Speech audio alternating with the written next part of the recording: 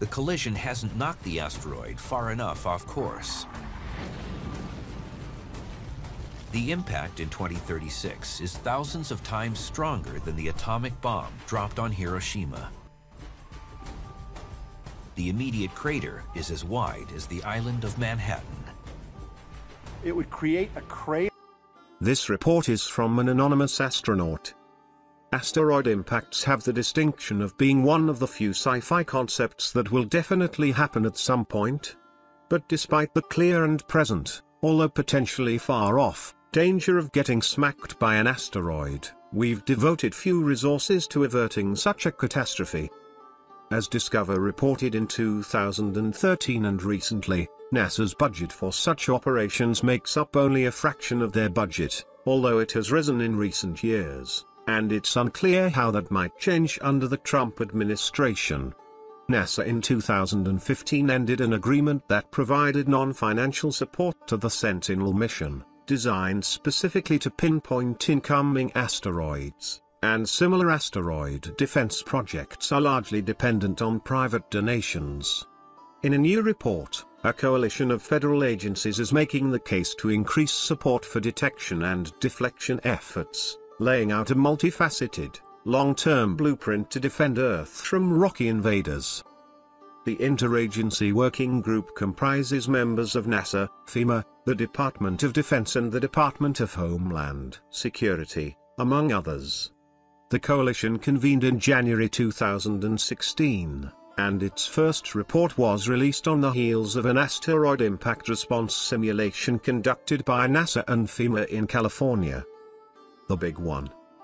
A rock 40 or 50 meters across could take out a city, and something substantially larger, a kilometer or so across, could lay waste to an entire continent.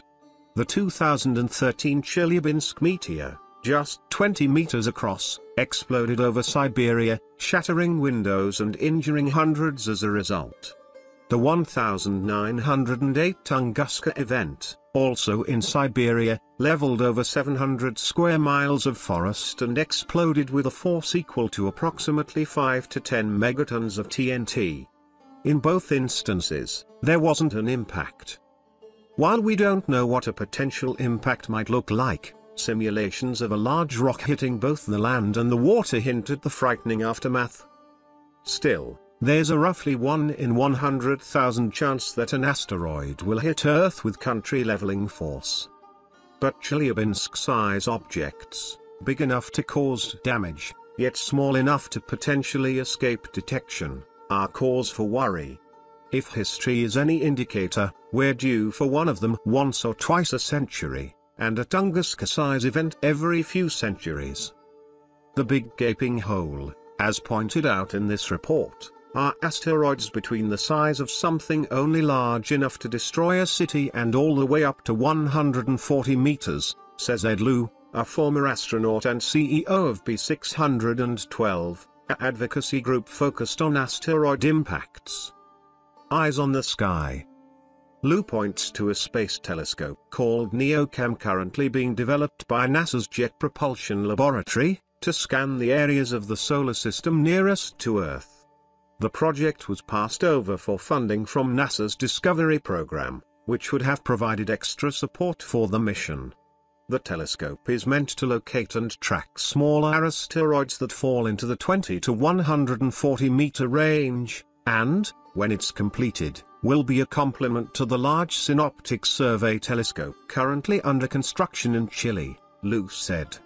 LSST is optimized to find smaller objects in our solar system, and is set to begin operations in 2021.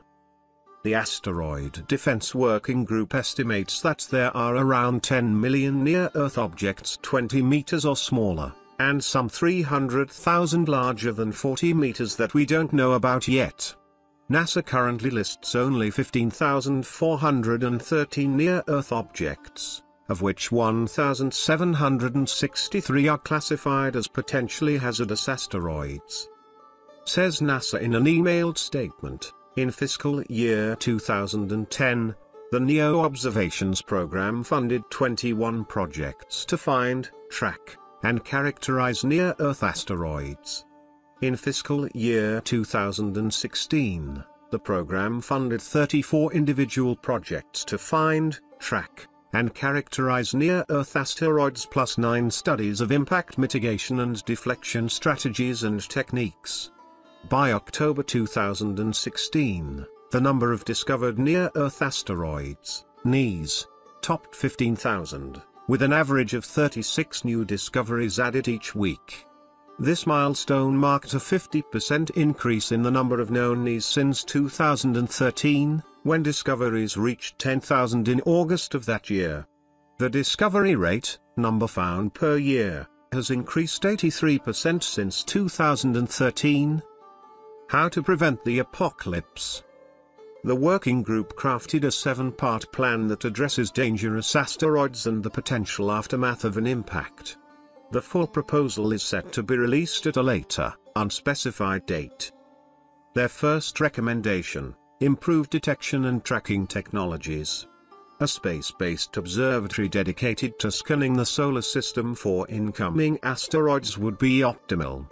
Theoretically, it would give humanity enough time to hatch a defense plan. The group also called for improved models of asteroid behavior and composition to understand how any objects we find might respond to potential interventions.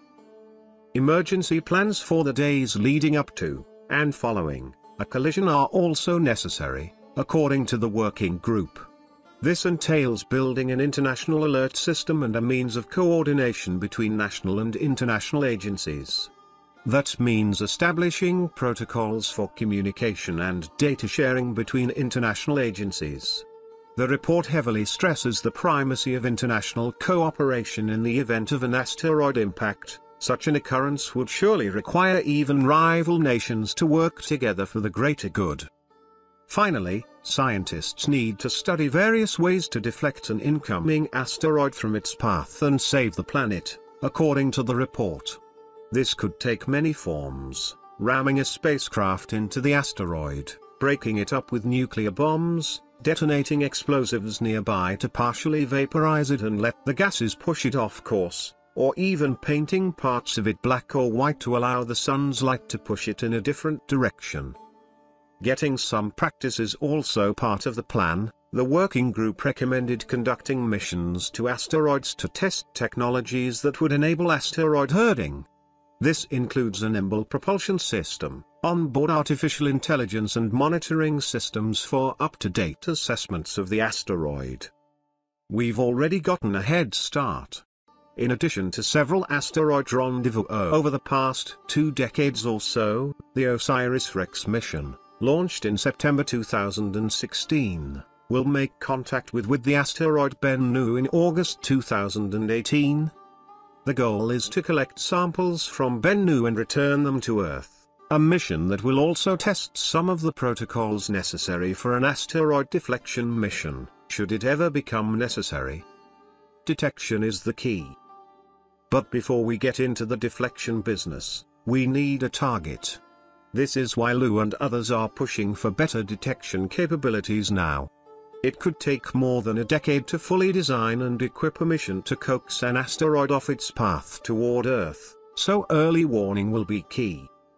Lu says that projects of this sort need to be viewed as more than just scientific missions, which has often doomed them to funding shortfalls.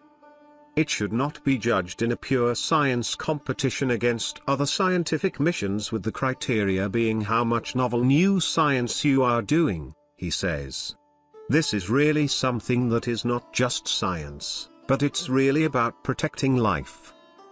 The money involved would barely make a dent in NASA's budget, to say nothing of larger agencies like the Department of Defense. We're talking 0.5% of the budget of a small agency like NASA, Lu says. The problem may lie in the way that we as humans assess risk. We seem to have a tough time grappling with the consequences of events that we haven't personally experienced, and sometimes fail to take the necessary precautions. The 2011 Fukushima disaster and the failure of the levees after Hurricane Katrina are prime examples. It's not as small as you think, it's just that it's longer than a generation, Lu says. If it didn't happen in your lifetime, you naturally discount it.